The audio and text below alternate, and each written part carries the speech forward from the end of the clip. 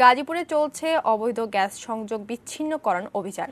ATN নিউজে এ নিয়ে প্রতিবেদন প্রচারের পরে এই অভিযান শুরু করে তিতাস গ্যাস ও জেলা প্রশাসন। গাজীপুর প্রতিনিধি মাঝারুল ইসলাম মাসুমের তথ্য ও ছবিতে ডেস্ক রিপোর্ট। গাজীপুর সদর উপজেলার মণিপুরে অবৈধ গ্যাস সংযোগ বিচ্ছিন্ন করতে বৃহস্পতিবার দিনব্যাপী অভিযান চালায় ভ্রাম্যমাণ আদালত।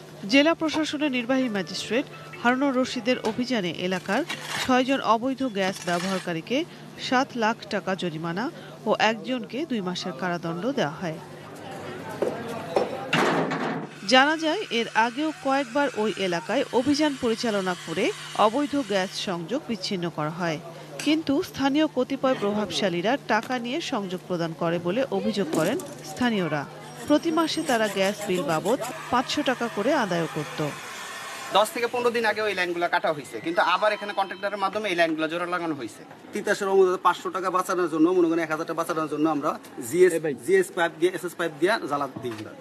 অতএব এই জন্য আমরা বিপদ থেকে সবসময় কাছে নিয়ে থাকতেছি। এদিকে অবৈধ লাইন উচ্ছেদ করতে গেলে তিতাসের উপব্যবস্থাপক শাহনওয়াজ লতিফের ওপর হামলা করে অবৈধ গ্যাস ব্যবহারকারীরা। একটি কক্ষে তালাবদ্ধ করে রাখা হয় তাকে। খবর পেয়ে পুলিশ এবং ম্যাজিস্ট্রেট 1 ঘন্টা পর তাকে উদ্ধার করে।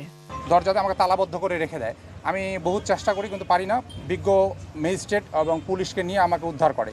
এই ঢাকা শহর এবং সারাউন্ডিং যে জেলা শহরগুলো আছে, এগুলাতে এই লাইনগুলো যদি আমরা উচ্ছেদ করতে না পারি, তাহলে আগামীর জন্য আমাদের জন্য একটা ভয়ঙ্কর সময় অপেক্ষা করতেছে। প্রথম দিনের চালানো অভিযানে মণিপুর এলাকায় 1200 বাসার 4000 চুলার অবৈধ সংযোগ বিচ্ছিন্ন করা হয়।